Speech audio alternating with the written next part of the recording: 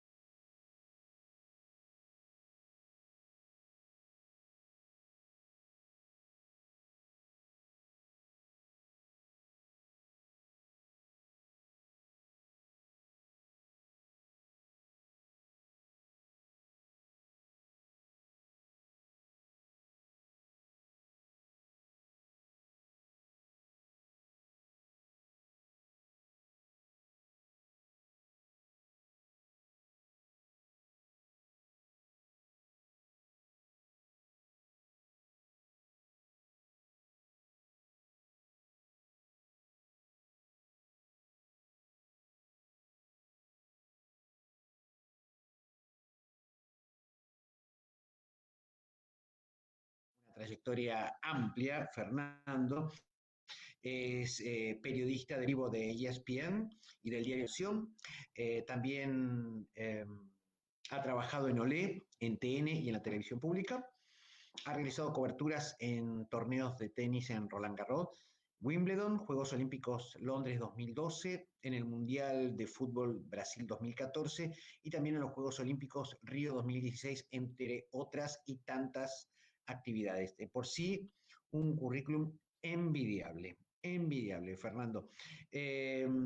Bueno, también es interesante destacar que Fernando es un vecino de San Antonio de Areco, del Pago de Areco, él es de Villalí, ya, bueno, muy joven una vez terminados sus estudios secundarios, eh, acá en San Antonio, partió rumbo a Capital Federal, donde, bueno, de, terminó anclando, digamos, en la carrera de periodismo deportivo y ahora el hombre está cubriendo todas estas, en ESPN como en el diario La Nación, que bueno, ahora nos va a contar un poco su historia. Le agradecemos desde ya, Fernando, esta participación. Eh, lo valoramos y, por supuesto, Fernando va a tener algunas sorpresas que lo van a estar acompañando a lo largo de esta hora y piquito que va a durar este encuentro de charlas de trabajo en equipo. Muy buenas tardes, Fernando. Le damos la bienvenida desde la Universidad Nacional de San Antonio de Areco y queda todo el espacio para vos. Muchas gracias. Hola, ¿qué tal, Patricio? Buenas tardes. Bueno, antes que nada, muchas gracias, un millón de gracias por esta invitación. La verdad que es un orgullo y un honor para mí. Saludo a toda la gente que nos esté viendo también. Sé que alguno de los invitados también ya está acá con nosotros. Así que, bueno, gracias. Realmente sí, es un honor para mí. Yo nací, me crié, me formé en San Antonio de Areco. Soy un vecino de Villalía, un pueblito muy cercano. Nací en Varadero, pero viví toda mi vida, o hasta venir a Buenos Aires, en Villalía, donde hice algunos años del colegio primario y después me fui en sexto y séptimo grado a Areco, a la escuela 1, donde terminé el colegio primario, y el colegio secundario en el Colegio Nacional, los 5 años ahí, donde básicamente formé mi grupo de amigos, que es mi grupo de amigos de toda la vida y hasta el día de hoy, y lo será por siempre, hasta que me vine a vivir acá a Buenos Aires en el año 1998, cuando tenía 18, 17 todavía. Así que ya llevo acá más de 20 años, un impasse de 4 años viviendo en España también, y trabajando, sí, en periodismo deportivo, como decías recién. Yo empecé tarde, si se quiere, entre comillas, ¿no? La carrera, porque cuando llegué a Capital me anoté en economía, en contaduría pública, que no tiene nada que ver con el rubro. Pero bueno, en mi cabeza y en mi corazón siempre había estado la comunicación y los deportes y el periodismo, hasta que pude empezar a tener un poco mi plata, mis primeros trabajos en el 2003. Así que ahí cuando tenía 22 años, 2003, 2004 y 2005, hice la carrera de periodismo deportivo en provincia, en Caseros. Y ahí comencé. En el 2005 comencé en el diario Le, después pasé a ESPN. Tuve un tiempo, como decía, viviendo en España. Cuando volví trabajé en TN también 4 años y desde el 2016 me desempeño en La Nación como colaborador en la sección de deportes y también en ESPN, siempre un lugar que estoy desde el año 2006.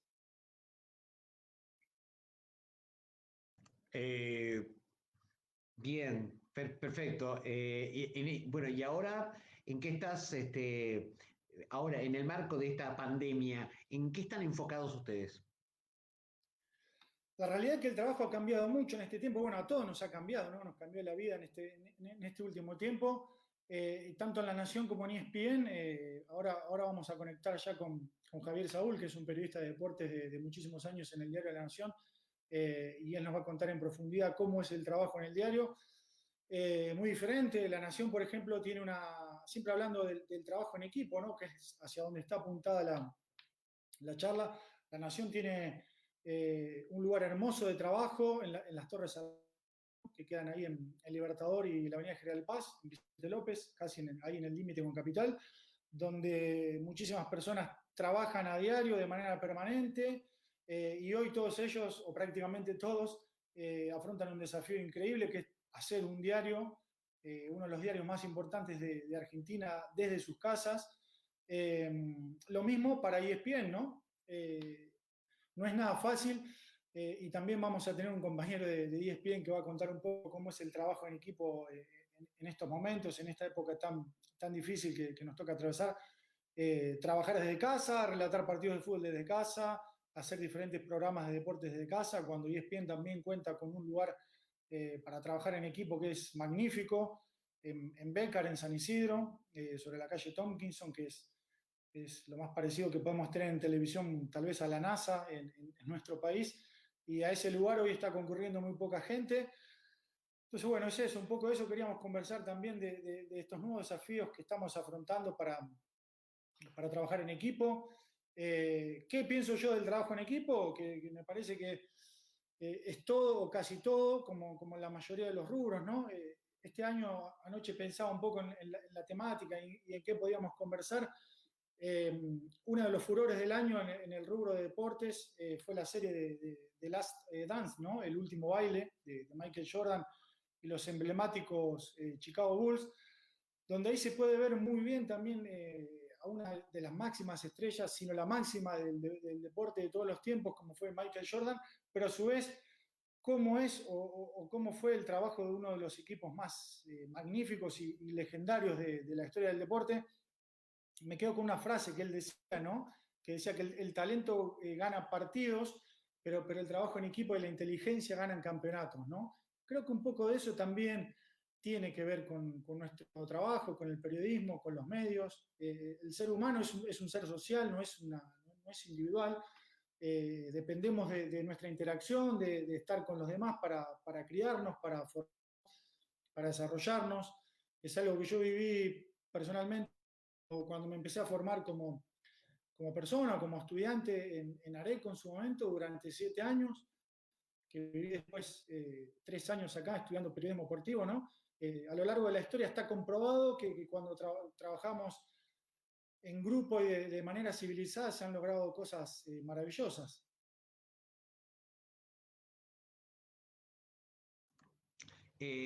Voy a hacer una pequeña pausa en esto que nos estás diciendo, Fernando, para recordarle a los oyentes que tienen la posibilidad de hacer preguntas, que nosotros después las vamos a estar transmitiendo.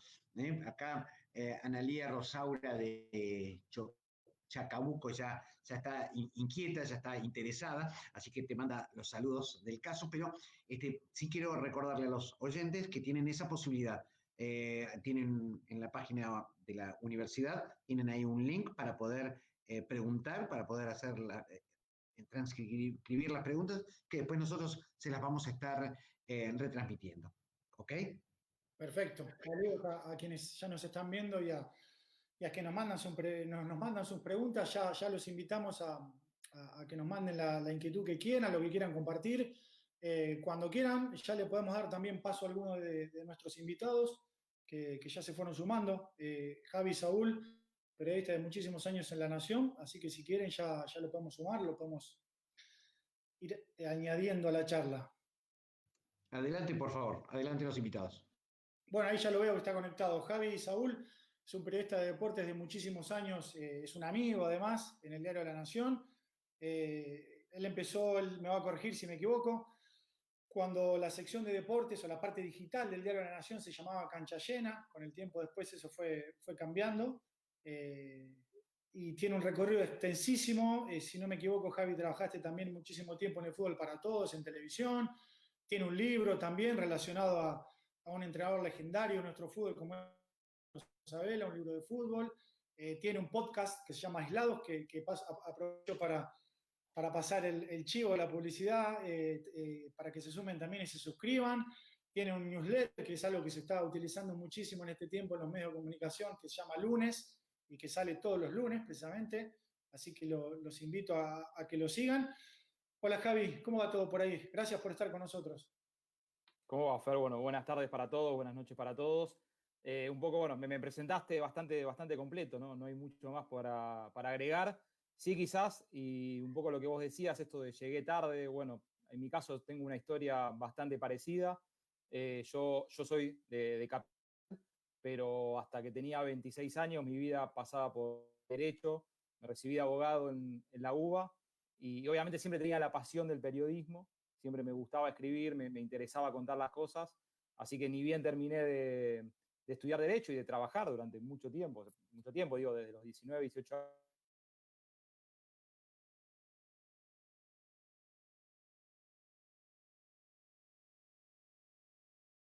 ya se empezó a cambiar toda mi vida. Entré en Olé con una pasantía, un caso parecido al tuyo, Fer, y desde 2009 en La Nación entré como redactor de Cancha Llena, un proyecto digital que tenía el diario en lo deportivo, que no usaba el nombre del diario, era algo llamativo, porque digamos, no era La Nación Deportes para la afuera, sino era Cancha Llena, éramos parte del equipo de La Nación Deportes de todas maneras.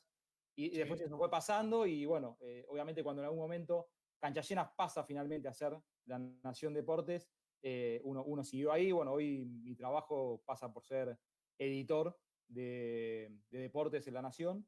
Decías vos, después tengo proyectos personales, tengo una newsletter que sale los lunes, tengo un podcast, siempre me interesa mucho lo que es el mundo digital. Creo que me terminé especializando un poco en eso, más allá del periodismo en general, en lo que es el periodismo digital, y más o menos lo voy enfocando por ahí. Y la vida fue, bueno, decía Fútbol para Todos, tengo el libro.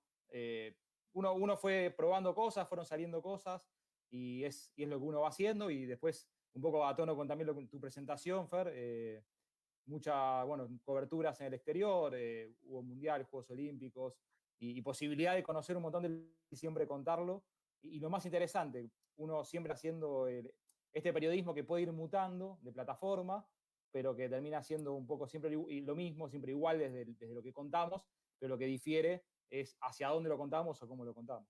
Perfecto, gracias Javi. Aprovecho porque ya sé que también en sintonía con nosotros Gustavo Babur, que es otro amigo, compañero de trabajo, ex compañero de trabajo, pero que nunca dejó de ser amigo, un periodista de TN, así que cuando lo quieran sumar también vamos a ir dando una introducción a Gustavo, hacer una presentación, así ya les voy trasladando algunas preguntas de lo que es el trabajo en equipo, el trabajo grupal.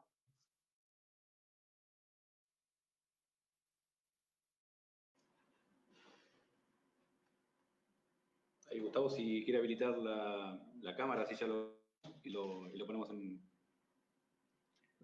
ahí estamos. Ahí está sumando. Bueno, ahí va? Gracias. Hola, Gus, ¿cómo andás? Voy a hacer una pequeña introducción también y en todo caso me vas a corregir. Periodista de TN, periodista de deporte de muchísimo tiempo también.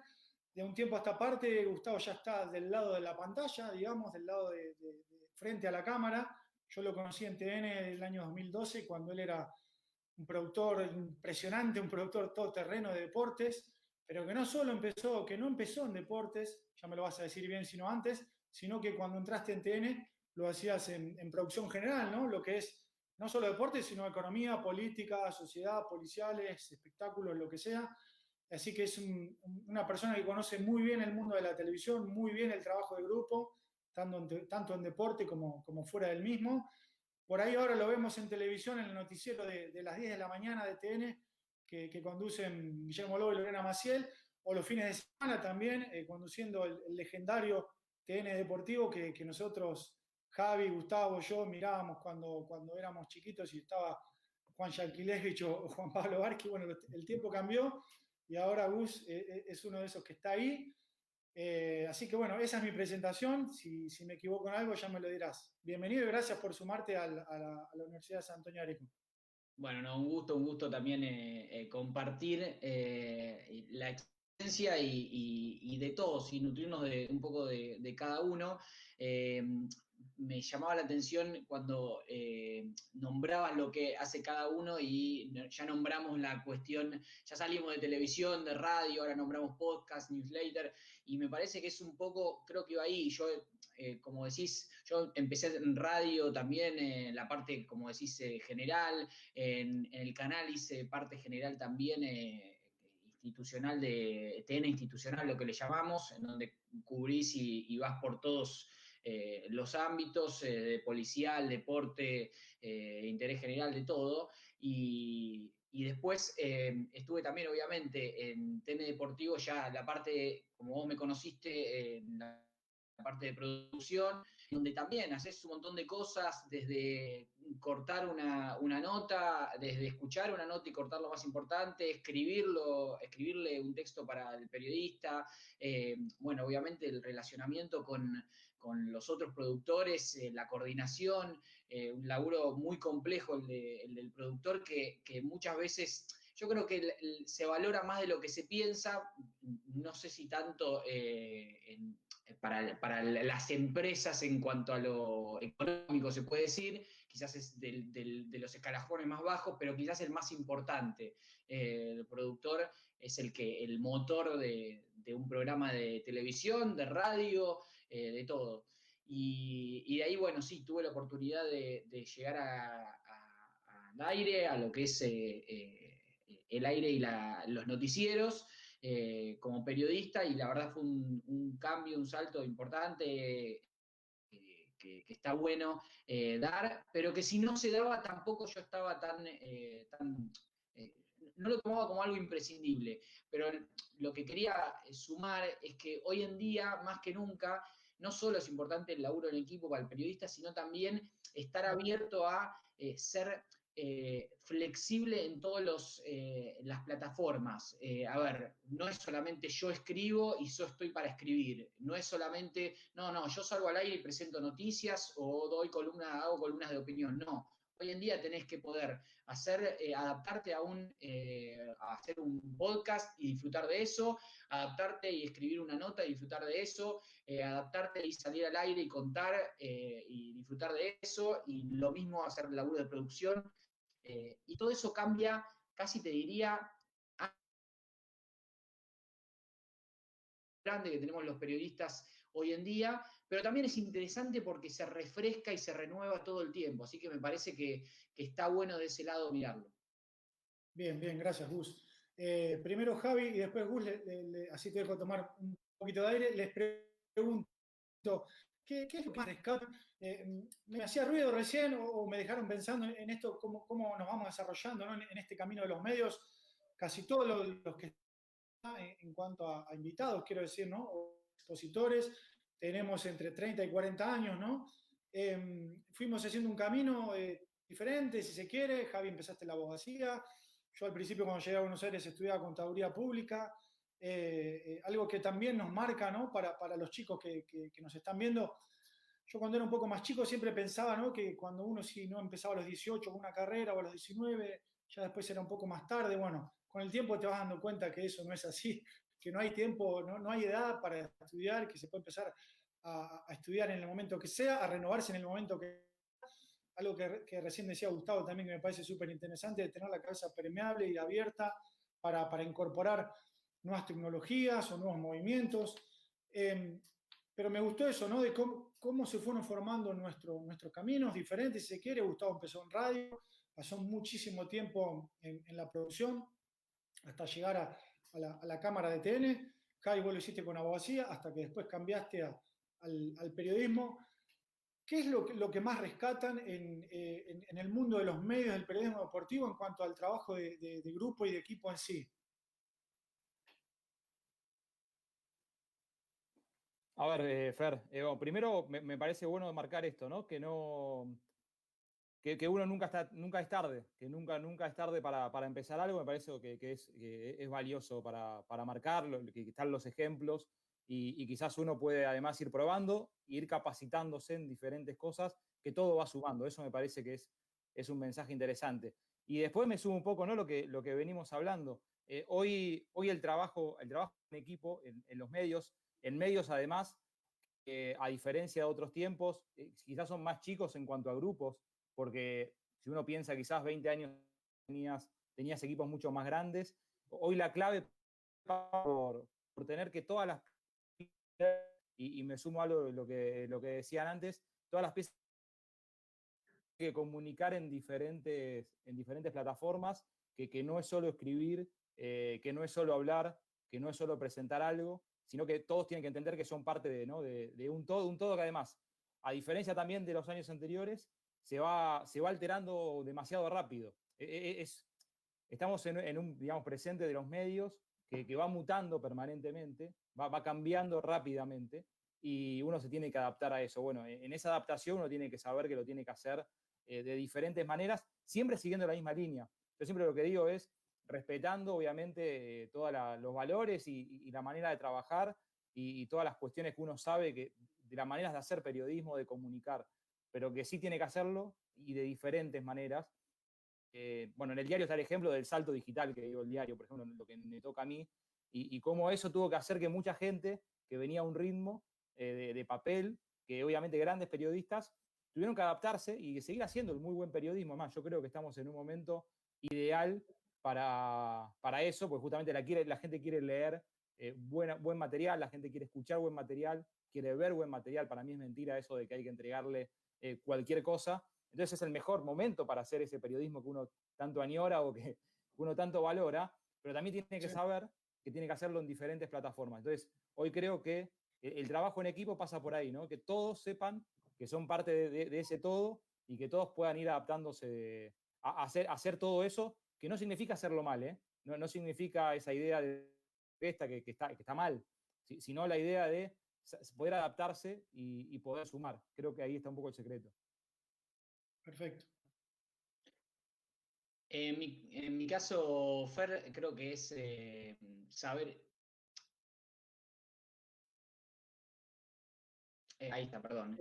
Creo que es saber escuchar y saber trabajar, por lo menos en la experiencia, saber trabajar en equipo y saber escuchar al que tenés al lado. En este caso, en mi caso, por ejemplo, al productor que te habla en la cucarachita y te dice, no, por acá no, y vos le insistís, mirá, esto es, no, por acá no, porque viene y él sabe, en el caso de un noticiero, como en el caso de un diario pasa lo mismo, que en el momento donde estás y en el momento que estás en el minuto a minuto, y no el rating, sino el minuto a minuto en el caliente, están pasando otras cosas que no es lo importante quizás, o quizás de una manera y saber escuchar al otro, saber escuchar al productor, saber escuchar a los productores y obviamente también a los compañeros tuyos de trabajo. Muchas veces uno tiene una punta de una noticia y saber apoyarte en compañeros para trabajar y para hacerla más grande de lo que puedes hacerla sola. Me parece que el trabajo en equipo hoy en medios es clave,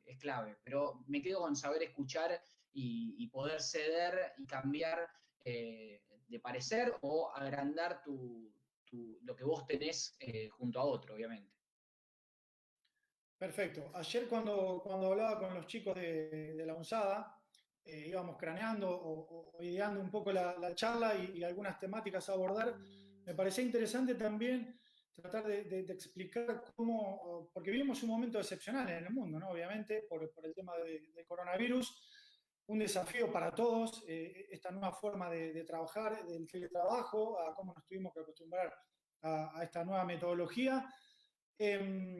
Cambió mucho, entonces me gustaría que por ahí conocer, Javi, Gus, cómo fue el trabajo o cómo era el trabajo pre-pandemia en un diario gigante como es La Nación, en un canal de televisión gigante como es TN, cómo era el trabajo grupal en esos momentos, Javi puede explicar cómo era la selección de temas para el diario de papel del día siguiente, las reuniones de etapa y demás, estando en La Nación, en el edificio que mencionábamos antes, que es un edificio hermoso y gigante, y vos, Gus, sé que con el tiempo de a poquito fueron volviendo, ¿no?, al canal ATN con todos los cuidados pertinentes, pero también hubo momentos y hay momentos donde les toca salir desde casa, como estamos haciendo ahora, ¿no?, sentados frente a una cámara, lo que implica un desafío.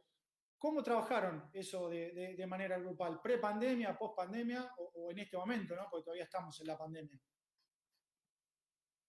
A ver, Fer, si querés arranco con el tema del diario. Obviamente yo dejé de ir al diario el 15 de marzo, más o menos, y no volví, no retomé, digamos, mi lugar ahí en Vicente López.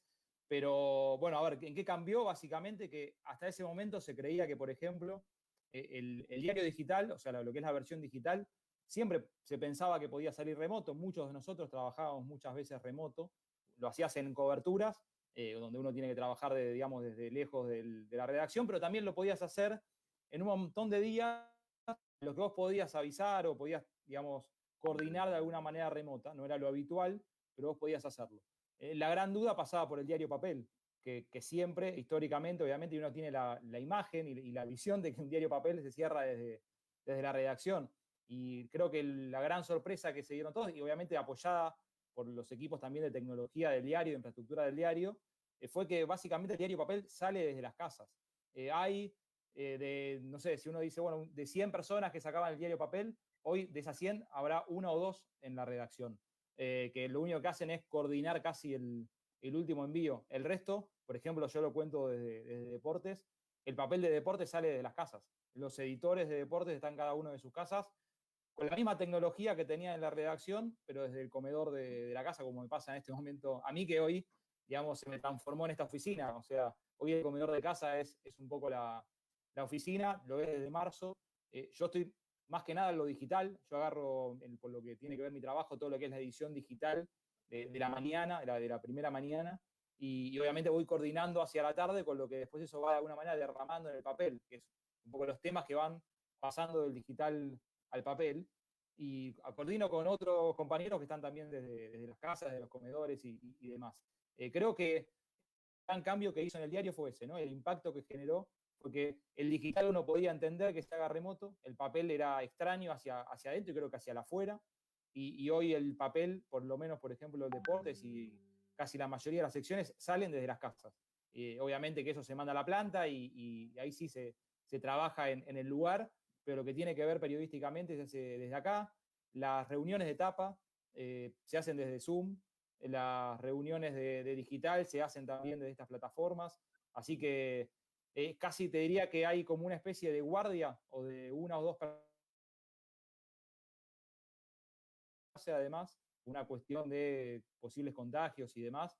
Así que bueno, uno tiene una coordinación en el diario que es mínima, pero te diría que el más del 90% de la redacción está de sus casas. Algunos fueron volviendo con el pasar de los meses, pero te diría que son los menos. En deportes, por ejemplo, todo el equipo, la totalidad del equipo trabaja remoto desde el 15 de marzo. Perfecto, gracias, Javi. Bueno, en el caso nuestro de TN fue, la verdad, también algo sorprendente porque cuando uno piensa en televisión, imagen, decís, no, tenés el piso, no hay otra. Y la verdad que en un primer momento se hizo con los conductores, sí o sí en el piso, productores, el requerimiento básico del piso, porque eso sí que no se puede hacer, o por lo menos acá en Argentina, de manejar la cuestión de graf, placas y salida al aire.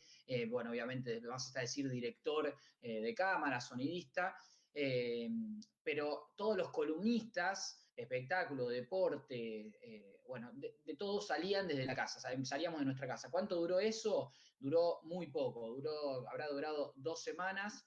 La verdad que en cuanto al laburo en equipo también está bueno decirlo, por lo menos en deportes se manejó muy bien.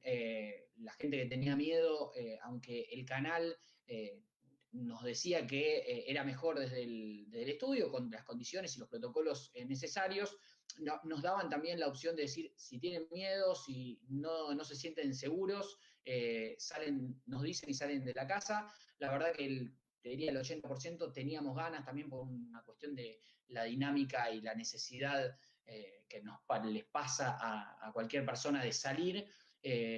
Obviamente hay gente que en un primer momento eligió no ir y después terminó yendo, y otras, por ejemplo, en mi caso, que a las 2 semanas ya estaba en el canal. En el canal mismo, como bien dijiste, la gente fue volviendo de a poco, pero igual, hoy en día la redacción te diría que está al 60%, y toda la parte web está te diría un 20%. El 80% trabaja desde la casa. La parte web de deportes, toda pasión, trabaja en su casi totalidad, te diría, desde la casa. Creo que no hay ninguno, o a veces veo alguno en la redacción, en la parte de web. Sí, en web general veo a varios editores, pero insisto, es el 20%, en tele es el 60% entre productores y periodistas. Perfecto, se entiende muy bien.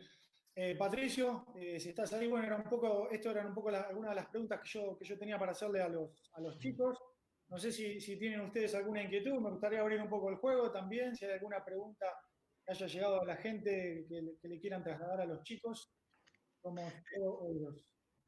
Sí, vos sabés que para empezar me gustaría presentar a Andrés Maceo, que es del área de comunicaciones de la universidad, que tiene formación periodística. Me gustaría invitarlo a hacer algunas preguntas. ¿Estás, Andrés? Acá estamos. Bueno, buenas tardes para todos. Gracias por estar acá en la universidad. Les comento que además de salir por las redes sociales de la universidad, estamos saliendo, gracias a la gentileza de gente de Capitán Sarmiento, en directo por radio y televisión allá. Así que, bueno, tenemos una audiencia ampliada que va más allá de las redes. Yo quería retrotraerlos un poquito. Ustedes hablaron muy específicamente del trabajo periodístico. Y yo quería recordar que este ciclo de trabajo en equipo se desarrolla desde el año pasado con personalidades del deporte, y ellos tienen su mirada sobre lo que es el trabajo en equipo en el deporte. Ustedes son espectadores privilegiados del deporte. Están ahí en contacto con jugadores, con técnicos, con personal profesional. Y yo quería su mirada como espectadores privilegiados de cómo ven el trabajo en equipo en el deporte, especialmente en el deporte argentino. ¿Cuánto hay de trabajo en equipo? ¿Cuánto hay de equipo en serio? ¿Cuánto hay de suma de individualidades? Si equipo mata suma de individualidades, ¿cómo lo ven en el deporte? Bueno, yo si quieren pongo un ejemplo que para mí es el ejemplo más emblemático, si se quiere, o más maravilloso que haya logrado el deporte en Argentina. Y esto, habiendo escuchado entrevistas o como decías recién, habiendo tenido por ahí la posibilidad de estar en algún partido, en alguna conferencia de prensa, en alguna nota, en alguna zona mixta, me parece que la generación dorada del básquet argentino, por ejemplo, es un gran ejemplo, el mejor ejemplo para mí tal vez de lo que es trabajo en equipo en la historia del deporte de nuestro país. Habiendo escuchado a Ginóbili, a Oberto, a Nocioni, a Scola, que al día de hoy sigue jugando. De ellos, el único que quedó de esos históricos, ¿no?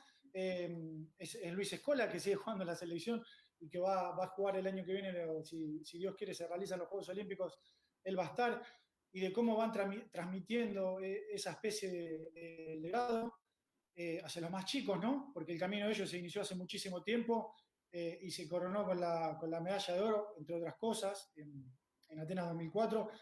Me parece un fiel ejemplo, un reflejo de lo que es el trabajo en equipo, de eso, de cómo se constituyen, ¿no? A partir de la búsqueda del logro, de una meta, de que uno puede tener objetivos personales, uno puede ser una superestrella del deporte en nuestro país, también lo fue, si se quiere, un jugador muy relevante en la NBA como Ginóbili, pero para alcanzar su mejor desempeño, la mayoría de las veces, él lo ha dicho, el éxito requiere del complemento de los compañeros, ¿no?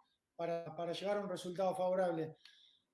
Ese me parece el mejor ejemplo. Por supuesto que después podemos haber estado en diferentes lugares, en otros deportes, en tenis, en fútbol, en lo que sea, en rugby, donde se pueden encontrar también ejemplos de equipos que no fueron tan exitosos, porque eso sucede, porque es la vida misma y pasa en el deporte y fuera del mismo.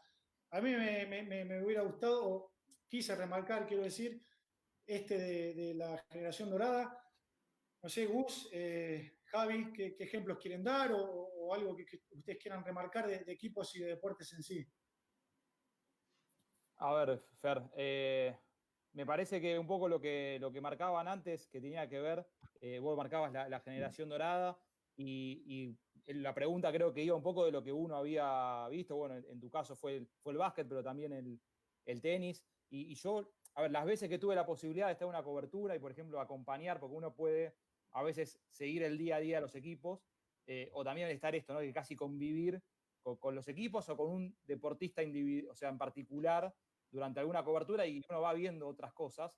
Lo que me parece que uno va sí aprendiendo es que cuando hay un trabajo en equipo, hay un proyecto y todo está pensado desde la base de la estructura, puede fallar el resultado, obviamente, porque vos lo decías, es la vida misma, pero achicás mucho el margen de error. Y me pasó en equipos, por ejemplo, bueno, vos hablabas del básquet, un equipo no tan glorioso, pero glorioso sí por lo que logró, digamos, por ejemplo, el equipo de los Gladiadores de handball, en cuanto a quebrar un montón de cuestiones dentro del handball argentino. Me parece que hay un ejemplo ahí de algo que se trabajó desde las bases.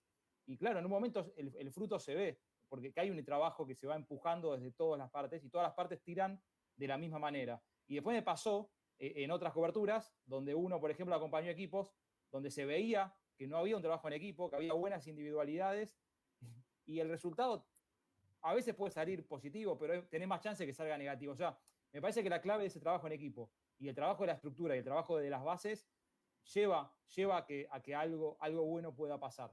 Después ese deporte es la vida misma. Yo puedo prepararme de la mejor manera y no tener el éxito, pero si yo lo acompaño con todo ese trabajo y lo acompaño con la base, lo acompaño con la estructura, tengo un poco más de chances de triunfo, de lograr un objetivo. A veces el objetivo no es ganar, a veces el objetivo es quebrar marcas personales en el deporte, es romper barreras del deporte en un país. Por eso el ejemplo del handball me pasó con el atletismo. El atletismo muchas veces terminar 12, cuando corren 12, es un éxito y es difícil que la gente lo entienda.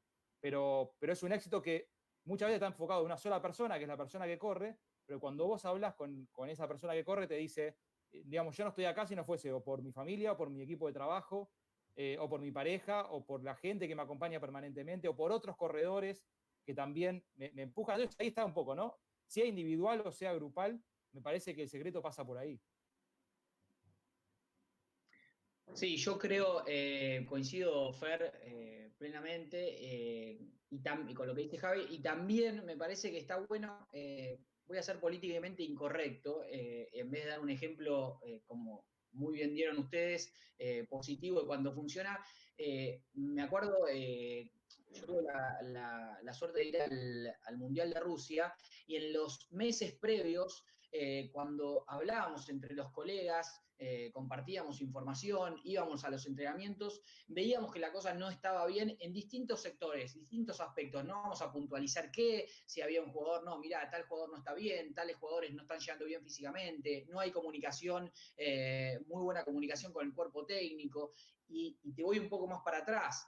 Las juveniles que muchos años fueron emblema de Argentina, de la mano de Peckerman Tocali, ya no eran lo mismo porque se habían ido ellos y porque no se había apostado a formar desde abajo a la selección argentina como se hizo en la época de Peckerman y Tocali. Bueno, todo eso hacía ese caldo de cultivo de que vos digas, y en el Mundial no nos tiene que ir bien. Las posibilidades son mucho menores, el margen de error es mucho mayor. Bueno, lo que pasó, lo saben todos en el Mundial, el escandaloso Mundial que hizo Argentina, no tanto en el resultado deportivo, porque no asusta hasta dónde llegó, pero sí en cuanto a lo que fue internamente la selección argentina, y obviamente, yendo al resultado deportivo, ni hablar que no era lo esperado, pero ahí puntualmente se ve cuando no hay un trabajo en equipo desde las bases, no hay un trabajo en equipo en donde esté bien amalgamado, que todos vayan por la misma idea, todos entiendan su rol y estén contentos y conformes,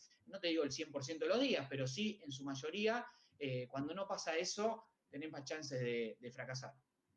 Andrés, me acordé de otro ejemplo, gracias Gus, otro ejemplo recién mientras escuchaba a los chicos, que bien vale me parece mencionar también, y es el ejemplo inverso al éxito, y es tal vez el equipo argentino de Copa Davis, y de esto se puede hablar porque tampoco estoy descubriendo nada, pasaron 12 años, ¿no? Y me tocó estar cubriendo ese evento de Copa Davis en el 2008 en Mar del Plata, Argentina-España, la final de Copa Davis, que fue histórica, donde faltó, bueno, falta de cohesión, creo que todo lo contrario a lo que, y no a modo crítica, que no se entienda como eso, porque fueron los mismos protagonistas quienes con el tiempo, no tal vez en ese momento, pero sí con el tiempo lo fueron admitiendo, ¿no? Que hubo falta de cohesión, de solidaridad, tal vez de comunicación, un poco de esto de lo que vivimos o nos ocupamos nosotros, ¿no? Que es clave estar en buena sintonía, en buena comunicación permanente. En ese equipo argentino pasó algo muy parecido, tal vez a lo que mencionaba recién Gustavo, ¿no? En Rusia 2018 con el fútbol, cuando Argentina era gran candidata a quedarse por primera vez en la historia con la Copa Davis, con todo o casi todo a favor en Mar del Plata. Se reconoció con el tiempo que no se trabajó básicamente como un equipo, bueno, y el resultado fue adverso. ¿Y ahí falla el liderazgo o fallan las individualidades? Cuando pasa, digo, me acuerdo específicamente con lo que dijiste el ejemplo del tenis, ¿no? Si ahí falló el liderazgo o fallaron las individualidades. Yo creo que ahí terminaron fallando las individualidades, e insisto, no descubro nada porque ellos mismos con el tiempo lo fueron reconociendo, Nalbandián, Del Potro, alguna vez habló Caleri también, alguna vez también Mancini, Luni Mancini, que era el capitán del equipo. Tal vez en el tenis, bueno, es un ejemplo, ¿no? Es uno de los equipos más pequeños que pueda haber, si se quiere. Son 4 jugadores, un capitán, más el resto de la gente que los rodea, ¿no? Fisios, kinesiólogos, médicos, gente de prensa, pero tal vez sea un equipo no muy nutrido, si se quiere, de 10 personas, cada equipo de Copa Davis cuando se juega cada año, y se falló, yo creo que se falló y ellos también lo admitieron de manera individual, porque apareció algo que es el egoísmo, y sí, que no es como crítica, porque obviamente todos nos equivocamos. Yo también he tenido errores en lo mío, que es la comunicación, a lo que me dedico, y a veces no logré los resultados que obtenía. Pero bueno, esto a modo de ejemplo por la pregunta puntual tuya, ¿no? De si a veces qué funciona como un equipo, la generación dorada, por ejemplo, o qué no, como extremos, ¿no? Más allá de que también, por supuesto, que existen casos intermedios, como mencionaba Javier, como por ejemplo puede ser los gladiadores argentinos del handball. Fernando, por lo que veo también tenés otro de tus invitados que está ahí en Gateras, pues si lo querés sumar a la charla. No sé si es Fabi, si es Fede, ya lo podemos ir sumando, digamos, la introducción. Fede, ahí está Fede. Hola, Fede. Hola, buenas tardes, perdón. ¿Cómo están? ¿Cómo va? ¿Todo bien? Bueno, me encargo de presentarlo. Es un amigo, Fede Yáñez, periodista en este momento de radio, ¿no? De Radio con Voz, con Reinaldo Sietecase, pero detrás de eso también, un poco como todos fuimos contando, en un amplio recorrido en la gráfica, en la televisión. Así que tocaste todos los temas sabidos y por haber. Acá tengo en mis manos también. Le paso el chivo, uno de esos libros, para quien le guste. Ahí se ve bien. Los dueños de la pelota. Es un libro espectacular de Fede, clubes, dinero y política, que habla un poco de la política deportiva y que aborda diferentes personajes. Bueno, esa fue mi invitación, Fede. Algo que quieras contar. Si querés corregirme algo, lo puedes hacer. Y si no, contarnos un poco también qué es para vos esto del trabajo en grupo. No, corregiste, no, fuiste bastante más, fue demasiado generoso.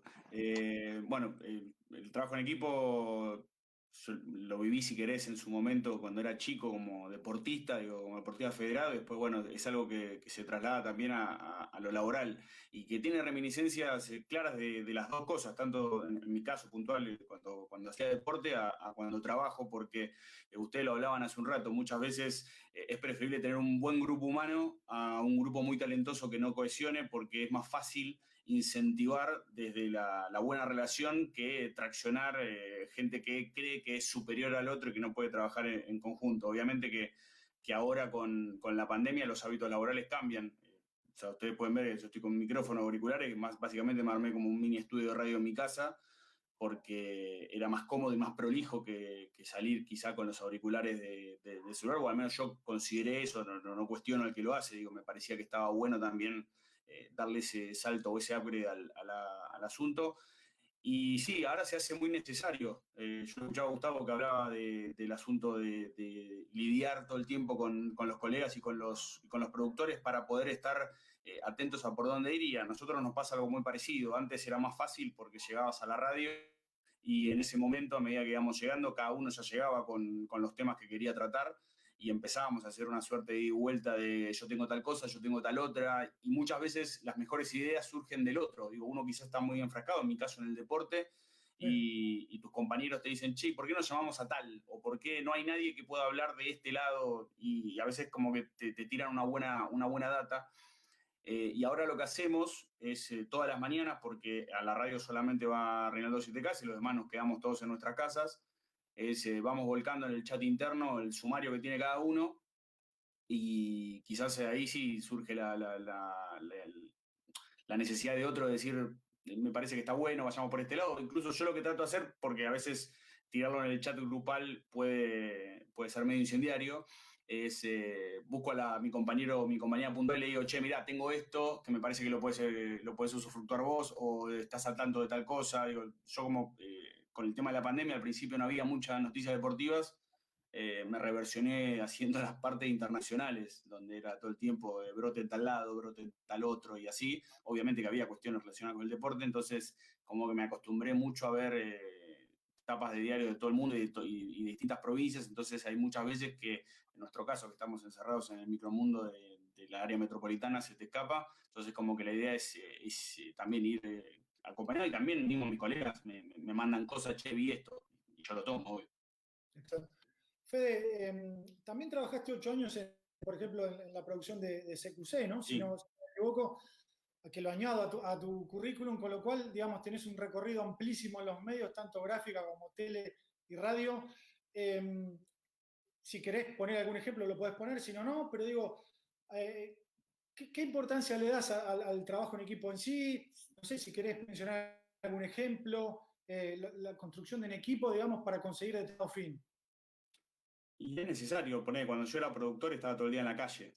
Dicho sea de paso, muchas veces existe la ayuda entre colegas, y bueno, acá está el doctor Saúl, que en un viaje a España, en una final de Copa Davis, fue bastante generoso para con nosotros, que veníamos de otro palo en ese momento y necesitábamos ayuda, y tanto él como Sebastián Toró, que era su colega con el que estaban haciendo la cobertura, nos ayudan. Entonces ahí también se construye equipo en tus colegas que te pasan data, que te dicen, che, el hotel donde van a estar es acá, tienen que hablar con determinado agente de prensa que es el que maneja tal cuestión. Entonces se hace muy necesario. Digo, muchas veces hay rivalidades periodísticas por cuestiones de ideología, o por cuestiones de ego, por cuestiones de rating, pero cualquiera que haya trabajado en la calle haciendo móviles o haciendo crónicas, el trabajo con tus otros compañeros de otros medios es inevitable y es muy necesario. Y ahí sí hay un vínculo muy fuerte que excede lo ideológico y que excede los egos, y que muchas veces los que están en la pantalla fogonean determinadas cosas que terminan pagando los que están en la calle. Entonces es muy necesario laburar en equipo. Digo, por supuesto que existen y hay un montón de colegas que laburan, entre comillas, a reglamento, o que toman a su trabajo como un trabajo y nada más allá de cierta ensoñación que hay en torno al periodismo y cierto lirismo que puede haber en torno a lo que hacemos esto. Pero sí, es claro que necesitas trabajar con gente. Digo, el que aspira a trabajar solo o se tiene mucha confianza o no sabe trabajar en equipo. Bien, bien, perfecto, Fede. Patricio, Andrés, no sé si tienen alguna otra pregunta. Aprovechamos que tenemos acá los tres conectados. Mira, tengo algunas preguntas que están llegando acá, Fernando. Vamos a empezar por los más chiquitos. Acá hay Alejo de una escuela secundaria. Bueno, te saluda, Fernando, y bueno, la pregunta es, ¿en qué momento de tu vida decidiste estudiar periodismo deportivo y cuáles fueron los motivos? A lo mejor ¿cómo es? Alejo entró un poquito más tarde, pero te ruego que le reiteres la respuesta. Seguro, seguro. Yo creo que es innato, o lo tenía desde muy chiquito. Hace poco estuve en mi casa, pude ir en esta pandemia a ver a mis padres una vez en estos 6 o 7 meses, y estuve revolviendo viejos archivos, viejos libros recuerdos que tenía guardado de deporte siempre, del diario Le, del diario Clarín, del diario La Nación y demás, enciclopedias de fútbol, que los guardaba cuando tenía 8, 9, 10 años. Entonces, siempre estuvo en mí, me gustó siempre mucho el deporte en general, no solo el fútbol, sino el polideportivo. Me gustaba mucho leer el gráfico, me gustaba mucho leer los diarios. En su momento, hasta el año, si no me equivoco, 94, 95, no teníamos cable, así que bueno, escuchaba muchísima radio AM, al día de hoy la sigo escuchando, me encanta la radio AM. Los pocos canales de aire que teníamos, ¿no? El 2, el 7, el 9, el 11 y el 13. Ahora ya tenemos 1000 canales para ver. Decía, cuando vine a Capital, bueno, la carrera de periodismo deportivo siempre fue paga, en su momento yo no lo podía hacer, hasta que me fui acomodando un poco económicamente y empecé a tener mis primeros pesos, y la empecé en el año 2003, cuando tenía 22. Antes había estudiado contaduría pública, que no es una carrera que me disguste, pero lo mío me parecía que era lo otro, hasta que hablé con mis papás, les dije, mirá, necesito cambiarme de carrera, mi pasión va por este lado, que por supuesto no hubo ningún inconveniente, felices ellos, y ahí comencé en periodismo deportivo hasta que me recibí en el 2005. Andrés, ¿tenés alguna otra pregunta para hacer? Sí, ya que está, seguimos con algunas preguntas de la gente que está mirando. Miro para allá porque la tengo acostado. Pregunta para todos, el que la quiera retomar, adelante. Dice, si tienen alguna postura respecto a la difusión en los medios del fútbol, perdón, me equivoqué de pregunta. Dice, ¿cómo ven la incursión de los exfutbolistas o exdeportistas en el periodismo deportivo?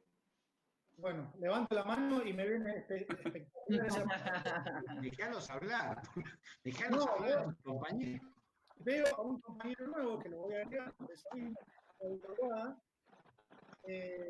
a hacer yo su presentación y esta pregunta viene de Dedillo porque me parece que él lo va a hacer de manera perfecta.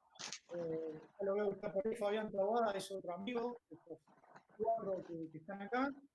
Él trabaja en ESPN, es relator de fútbol, de rugby, de tenis, es uno de los mejores, corre por mi cosita, es uno de los mejores relatores de deporte de la televisión argentina, sobre todo porque es muy joven, más o menos todos los que estamos acá tenemos una edad similar, y te puede relatar cualquier cosa de cualquier pelotita que esté girando, pero también tiene un recorrido en la gráfica, le encanta escribir. Pero ¿por qué decía esto? Porque Fabi tiene, relata en ESPN y, por ejemplo, lo hace con futbolistas o exfutbolistas. En este momento se me viene a la cabeza Sebastián Domínguez, pero bueno, en el fútbol de hoy hay muchos, ¿no? Uno de los casos más conocidos es Diego Latorre. Así que, Fabi, te doy la bienvenida y ya te traslado la pregunta de cómo ves la inclusión de ex futbolistas o deportistas también, ¿no? Que existen en otros deportes en el mundo de los medios. ¿Cómo te va, Fer? Un saludo grande para todos y bueno, gracias por el exagerado mimo, después arreglaremos.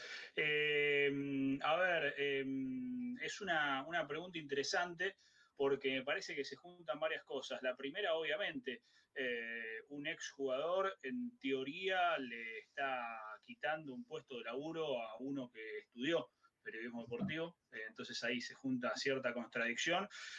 Después nos hemos topado con diferentes casos, me parece que a lo largo de la historia de todos los canales, con casos muy buenos, con una preocupación por mejorar, algunos hasta realizando la carrera, y con casos de los otros.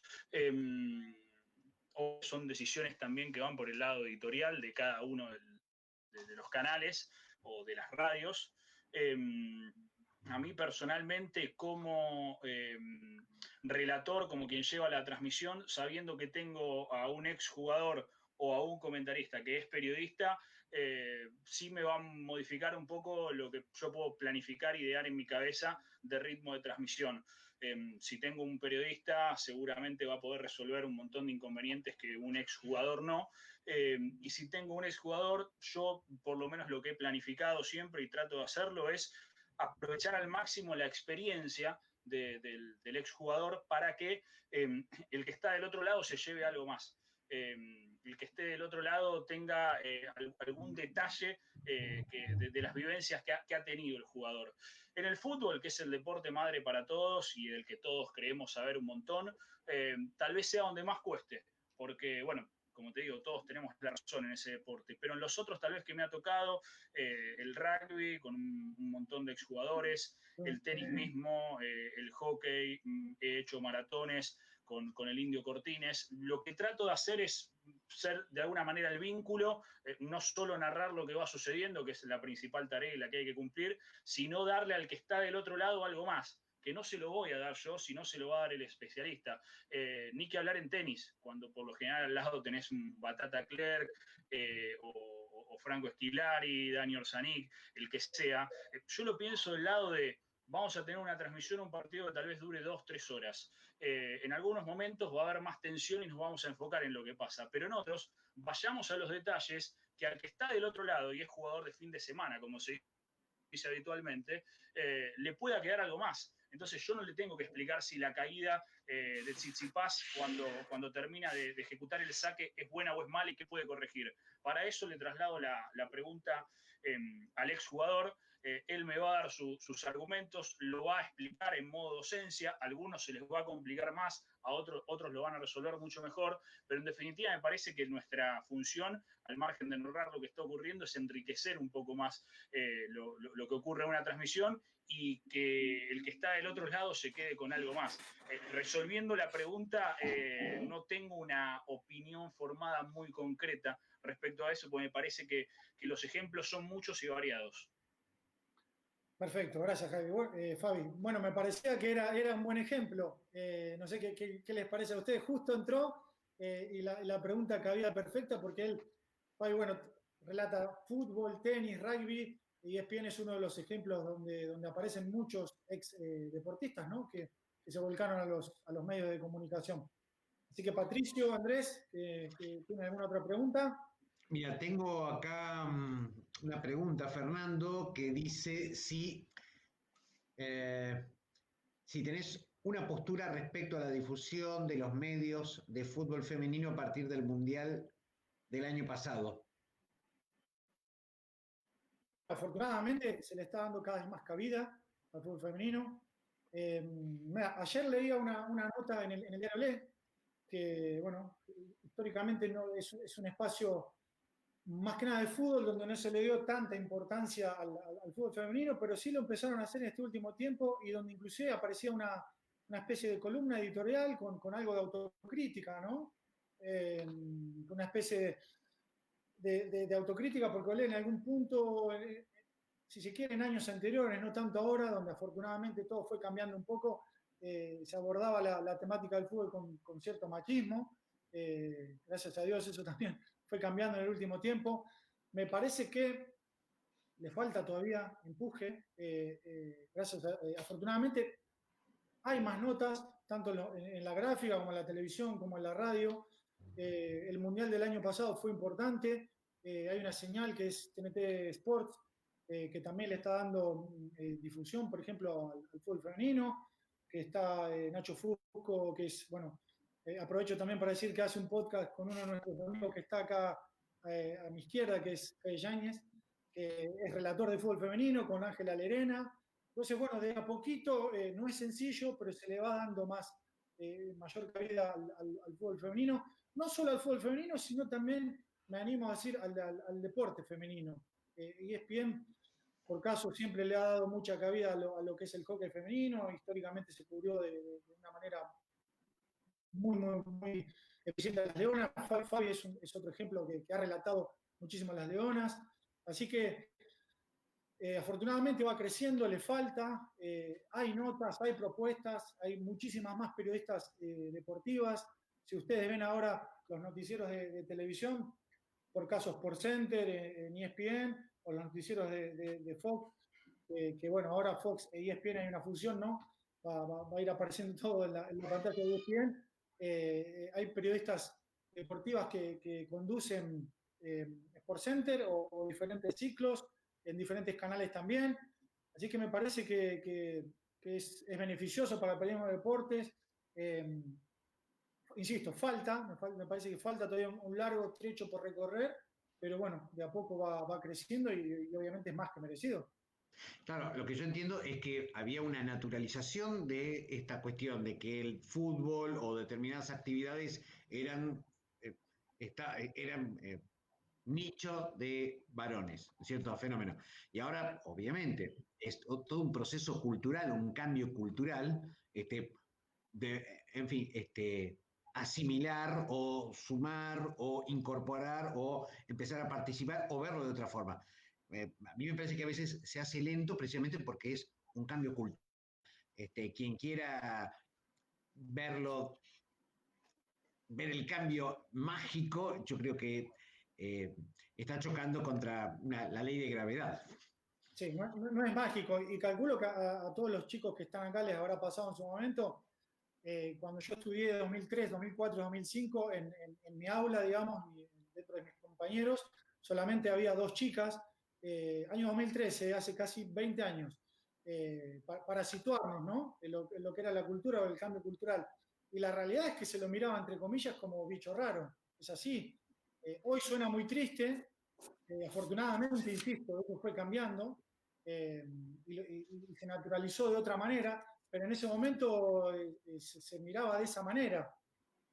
Por suerte, insisto, afortunadamente en los últimos años fue cambiando todo eso. Perfecto. Tengo una pregunta acá que entró por el Excel, dice que Marce dice, era muy difícil lograr que te concentres cuando ibas a la escuela en algo que no sea deporte. Perdón que lo estoy leyendo así como bien escrito.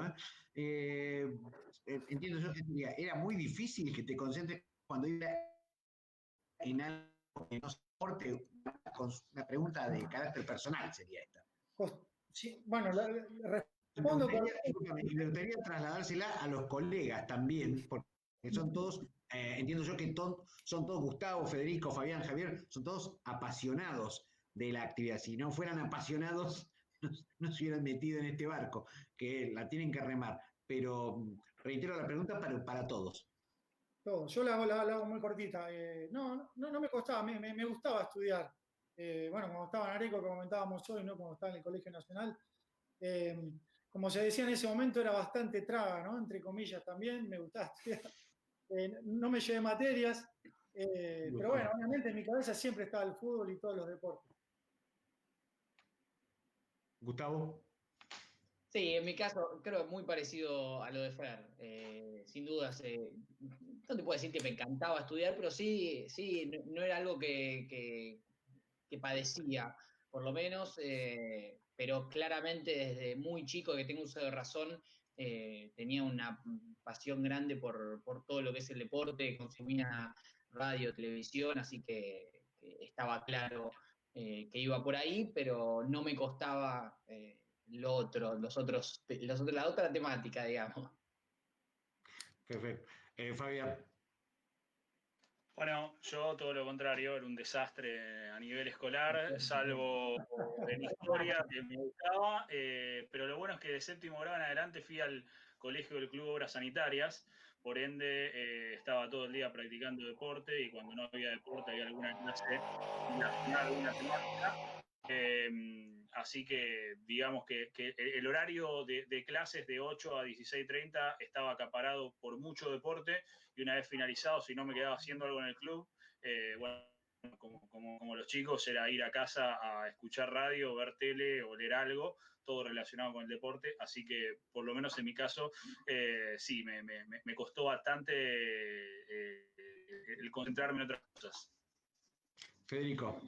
No, digo, inclino la balanza, hacemos un 3-1, no me iba mal en el colegio y la verdad me la pasaba bien, me gustaba, así todo igual me sentaba en el último banco todos los años y ya mis compañeros sabían el primer día de clase que, no en cuestión así de matón, sino simplemente de una cuestión de respeto, me cedían el último, el del ángulo, que aparte te permitía dormir, pero yo tenía una profesora de lengua que nos hacía escribir muchísimo, a diferencia de lo que le pasó a mucha gente conocida, que los hacían leer.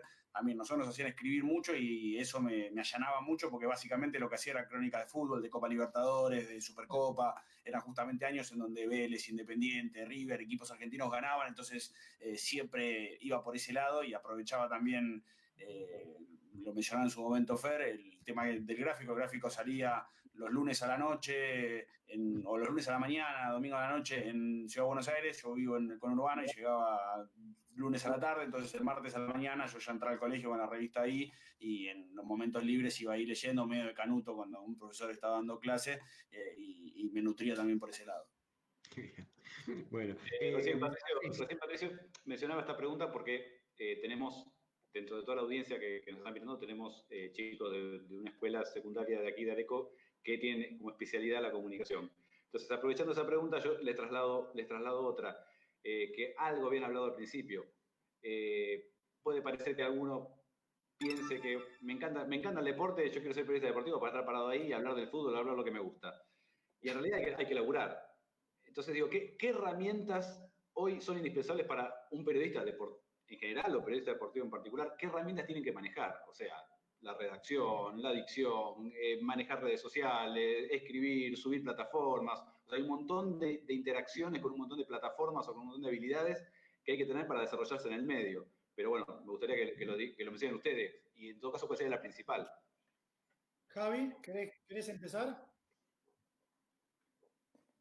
Dale, no hay ningún problema. Me parece que un poco lo veníamos hablando, ¿no? Esto de poder ir manejando todo eso que decías recién. Hoy tiene tantas facetas el periodismo, la comunicación, no voy a centrarme en el periodismo, y uno tiene que ir adaptándose además a esos cambios que va teniendo, que me parece que es un poco de todo, ¿no? Hoy, ¿qué necesitas para ser periodista o qué necesitas para ejercer el periodismo? Primero, me parece que es clave esto de, a ver, que si uno se prepara, si uno se capacita, es un gran paso. Me parece eso siempre es importante, y siempre seguir capacitándose. Eso yo lo remarco, porque esto no es que uno empieza y ya está. No, me parece que siempre está bueno seguir aprendiendo, aunque no sea, digamos, a nivel oficial, ¿no? Yo muchas veces me capacito o soy más autodidacta en un montón de cosas. Me parece que esa es una capacitación también, ¿no? Ir aprendiendo e ir conociendo herramientas. Hoy siempre se dice lo mismo, ¿no? Estamos en el mejor momento para hacer periodismo, pero parece una frase hecha, pero es un poco de eso, ¿no? Hoy un chico puede tener, y sobre todo si están escuchando chicos de secundario, yo siempre lo marco, hoy un chico que quiere hacer comunicación o que quiere trabajar de periodista o que se quiere preparar para eso o que quiere mostrar lo que sabe hacer, no tiene que escribir en el diario del colegio como me pasaba a mí, o no tiene que escribir en un Word y que no lo vea nadie, sino que terminás teniendo un blog, terminás teniendo un newsletter, terminás teniendo un podcast, podés abrir un canal de YouTube, de Twitch. Son diferentes maneras, digamos, y también son diferentes maneras de llegar. Creo que el ejemplo está claro en todos los que estamos acá. No todos llegamos de la misma manera, cada uno empezó otras carreras, algunos lo iban mejor o peor en el colegio, digamos, cada uno llegó por alguna vía distinta, y todos empujados por el trabajo, la preparación y quizás ir capacitándose, ir aprendiendo, digamos, un poco lo que iba haciendo, fue llegando a su manera, y vuelvo a lo mismo también cuando hablaban del trabajo en equipo. Para todos no es el mismo el éxito, ¿no?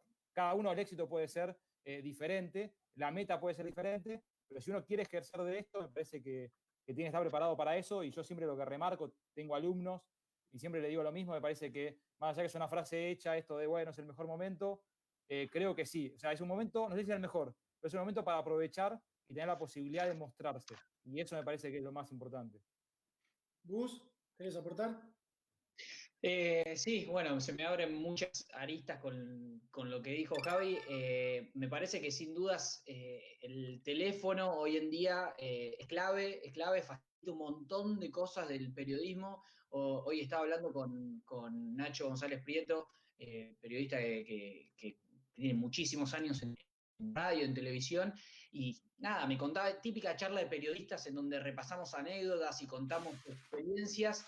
Y me contaba de las cosas que hacía. Por ejemplo, él trabajó muchos años de periodista deportivo y que se iba corriendo de la cancha para trabajar en la Oral Deportiva, un programa muy famoso en cuanto a periodismo deportivo, y corría hasta 5 cuadras para un teléfono público y esperar el momento de decir y relatar el gol o contar el gol, cómo había sido. Volvía corriendo a la cancha, a veces hasta se perdía un gol. Bueno, eso hoy no pasa. Eso se lo contamos a un chico de 15 años que le gusta el periodismo y no lo entiende, o quizás que ni le gusta, pero dice, ¿qué? ¿Cómo puede ser que te vayas corriendo un teléfono? ¿Qué es un teléfono público? Bueno, el esfuerzo que había que hacer antes. Hoy esto lo simplifica mucho, pero a la vez son tantas las aristas, como contaba Javier, que uno me parece que tiene que centrarse y decir, voy por acá y por acá, porque no podés a la vez darle bola a tu página de Instagram, darle bola a tu canal de Twitch, darle bola a tu canal de YouTube, darle bola a tu trabajo full time, no se puede. Entonces tenés que especializarte en una cosa y apuntar, me parece. De tanto bueno que hay, a veces hay que estar centrado y enfocar. Fabi. No, coincido un poco con lo que venían diciendo, en esto de las nuevas tecnologías. La realidad que hoy está la posibilidad, independientemente de que coincido también que a veces hay que focalizarse, de ser un propio multimedio. Después verás en qué te sentís más cómodo, hacia dónde apuntás, pero como decían, la posibilidad de mostrarte hoy es totalmente real. Antes, no sé, aparecían los blogs, así como una cuestión medio extraña y nueva, pero después también estaba cómo difundir el blog. Hoy tenés la posibilidad de difundirlo, todo lo que vos hagas, entonces se pueden juntar entre 3, 4 y pueden hacer, no sé, el seguimiento de tal club, la campaña de tal club, y hasta pueden hacer partidos en streaming y relatarlos y comentarlos. Tiempo atrás era recontra impensado. Coincido también con Javier en su momento, una vez haciendo un trabajo para la facultad, tenía que entrevistar a Nelson Castro y después de la charla lo que nos dijo fue un poco eso. Capacítense, no se queden quietos, esto es dinámico. Estoy hablando año, no sé, 2005, ¿no? Todavía recién empezaba a aparecer YouTube, como para que se den una idea. Que un poco de razón tenía. Y después, sin ser pesimista por naturaleza, me parece que lo que hay que tener también es cierta paciencia y saber que a veces es el lugar indicado, el momento indicado. Por lo menos es lo que he vivido yo como experiencia. Yo siempre quería relatar o comentar o hacer algo frente a un micrófono relacionado con el periodismo deportivo. Tuve 2 veces la posibilidad de hacer castings en torneos, en las 2 quedé segundo, o sea, era como el Lole Reutemann, no van a entender los más chicos de los castings, en uno quedé y a la semana apareció el Fútbol para Todos, así que me bajaron con la contratación, y en el último del ESPN, que fue en el que más relajado fui y en el que menos expectativas tenía porque estaba haciendo otra cosa que no estaba relacionada con eso, nada, terminé quedando. A veces se tienen que alinear los planetas, no se vuelvan locos por eso cuando algo no les sale en materia de oportunidades, porque estamos en una cuestión de dinámica, de dinámica total, dinámica de lo impensado, como decía Panseri, el fútbol, bueno, viene un poco también a relacionarse con los medios. Me parece que lo importante es estar, no bajar los brazos, y bueno, en algún momento se puede dar tal vez para su expectativa mayor. Mientras tanto, es moverse, es capacitarse, es tratar de disfrutarlo y encontrar cosas nuevas, que me parece que hoy hay un montón. ¿Fede?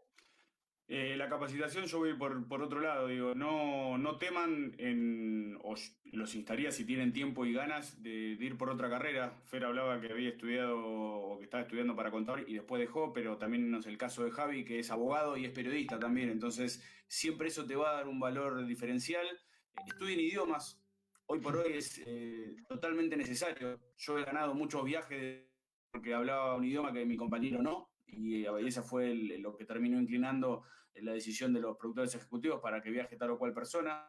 Y lo último que relacionado con eso es tengan ganas y díganlo, vayan a buscar lo que quieran. Yo hoy trabajo con Reinaldo Sietecase no porque me escuchó, yo era productor de televisión, no hacía aire en programas chicos con amigos y armé un demo, lo llamé, se lo mandé y me salió, y había entrado a Caiga Quien Caiga porque el productor ejecutivo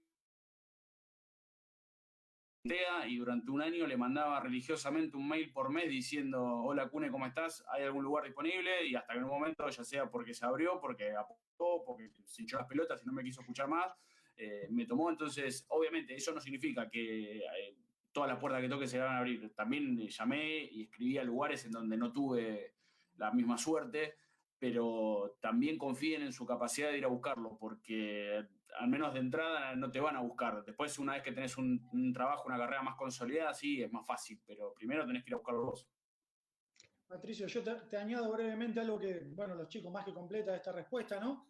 pero también me quedé un poco pensando en el hecho de saber escuchar, que es algo súper importante en nuestra carrera, compartir experiencias, que es esto mismo que estamos haciendo ahora, parar la oreja, como quien dice, no escuchar lo que están diciendo los compañeros, los colegas, las personas que uno está mirando en televisión, escuchando en radio o leyendo. Hay decenas de ejemplos. Personalmente, recién lo nombraba Fabio a Nelson Castro, que Gustavo también trabaja con Nelson. He conocido a Miguel Simón, a gente que uno como que lo veía a la distancia como personas soñadas o que nunca las íbamos a conocer o charlar, y cuando uno las conoce después, y hablando de la temática del trabajo en equipo, son fieles ejemplos y reflejos de lo que es trabajar en equipo, de lo que es mantener armonía, de lo que es que te den un consejo, de lo que es que armar una reunión de grupo de trabajo y que se te caiga la pera cuando los escuchás hablar, que te pregunten, Fernando, ¿tenés alguna idea para aportar? Me parece eso también súper importante para los chicos que están empezando. Lo resumo en eso, ¿no? En compartir experiencias y en parar el oído y escuchar a los demás también. Perfecto. Andrés. Les pregunto algo otra vez también de la profesión, ¿no? Los tantos cambios que nos trae la tecnología, que anteriormente el público o el oyente era como una entelequia, estaba ahí, no lo sabía. Hoy, a través de las redes sociales, y te pelotea todo el tiempo, en tu trabajo, en el momento, en tiempo real. ¿Cómo se manejan ustedes con eso? ¿Les resulta una presión la respuesta del público en redes sociales o la crítica digo, mala o buena, a su trabajo? ¿O cómo están comentando en tiempo real lo que ustedes están haciendo? ¿Cómo viven ese ida y vuelta? ¿Querés empezar, Gus? Sí, en mi caso, en el momento que yo estoy, por ejemplo, en el aire, trato de no meterme tanto en si alguien critica una cosa u otra, que pasa todo el tiempo. La verdad que muchas veces nos sirve para darnos cuenta que cometimos un error, en no ser de tanta información que hay, de tantos temas que hay veces que uno no tiene que todo el día dedicarle a una nota, sino que tiene que, en mi caso en el noticiero, podés hacer, no sé, 10 salidas con 10 temas diferentes y lógicamente no vamos a hacer los mejores y los que más conocemos a fondo cada tema, porque es imposible por una cuestión física y de tiempo, pero sí hay ciertas veces donde quizás alguien te marca un error y decís, che, mira, acá este tema meritaba investigarlo más. No genera una presión, sino al revés, genera como una autocrítica de decir, con este tema salí bien, no se notó, pero me gustaría, quizás porque uno tiende a ser perfeccionista y querer dar lo mejor, pero te ayuda para eso. Obviamente está en lo positivo, está en lo negativo, pero cuando es una crítica, bien, de buena leche, yo lo tomo de esa manera, como hacer autocrítica en la próxima voy a tratar de salir mejor o de verlo por este lado. ¿Fede? La crítica fundada funciona, es lo que dice Gustavo. Digo, a mí me pasó hace un par de años que un oyente me escribió y me dijo que hablaba muy rápido y me recomendó hacer un curso de oratoria y le hice caso. Y me ayudó, me enriqueció, sobre todo porque yo hago radio y el complemento de lo visual no existe. Más allá que ahora podemos hacer transmisiones por YouTube, pero en ese sentido ayuda. Y muchas veces yo durante el programa, cuando hago mis salidas, obviamente no estoy pendiente de lo que pasa. Sí puede pasar que un oyente o una oyente te agregue algo, te corrija algo y obviamente lo tomo y lo digo al aire. Después ya las críticas, ya sea, o los comentarios, ya sean laudatorios como lapidarios, cuando te afectan directamente a lo personal, ni los toco, no tiene sentido. Digo, yo tomo una crítica cuando alguien me dice que estoy equivocado y me marca y me da un detalle y lo hace con prestancia. El que te insulta o el que te quiere correr por derecha o por izquierda, yo no le doy, no me subo, porque aparte es alimentar algo que no tiene sentido. Tampoco me preocupa en bloquear, en silenciar, porque es como una mierda para esas personas que van directamente a eso. Así que van en cuanto le afecta a cada uno. A mí puntualmente no me afecta. Fabi. A mí lo que me pasa, consigo bastante con Federico, ¿no? Todo lo que sea para sumar, bienvenido sea, todo lo que sea con respeto, bienvenido sea, todo lo que sea sin respeto, seguramente se va a convertir en una catarata, si contesto, de idas y vueltas y tweets que van y vienen, en una realidad en la que hoy por hoy todos queremos tener la razón en todo aunque no la tengamos, entonces no suma. Durante los partidos mi función principal sigue siendo narrar lo que ocurre, así que si bien podemos plantear consignas, ese aspecto lo tomo más como algo complementario, tal vez en algún momento sí hacer un repaso, sobre todo en lo que es Twitter, poder meter un par de likes, obviamente como para que sepan que los estamos siguiendo y en algún momento que alguno de esos se sume a la transmisión como disparador o como observación que nos hayan hecho, siempre dando crédito a la fuente.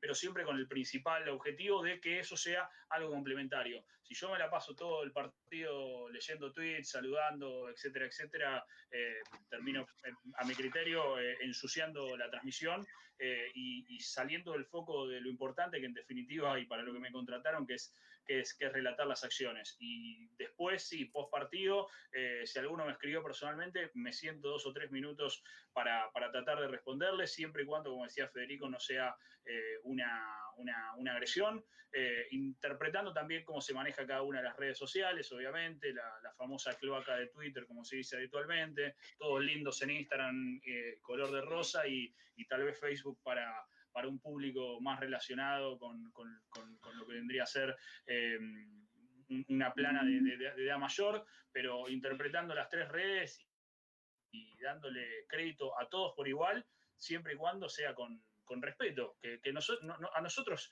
creo que nos ha pasado estar del otro lado y querer comunicarte con alguien al que no tenés acceso. Tiempo atrás era más impensado, hoy la realidad que con WhatsApp podés llegar a alguno y decir, che, mirá, me parece que esto que está diciendo, fíjate que yo hice tal cosa, bueno, si te sirve, pero siempre con la famosa buena leche, ¿no? Javi. Sí, me parece que termino haciendo un poco un resumen de todo lo que decían los chicos, ¿no? Me parece que siempre cuando hay buenas intenciones se termina tomando. Cuando me tocó en televisión, obviamente tratar de no ver redes sociales mientras uno está trabajando, porque claro, uno tiene que estar contando otra cosa, y en eso coincido con los chicos en cuanto a la tele. Me parece que no tiene sentido estar siguiendo las redes y obviamente estar hablando.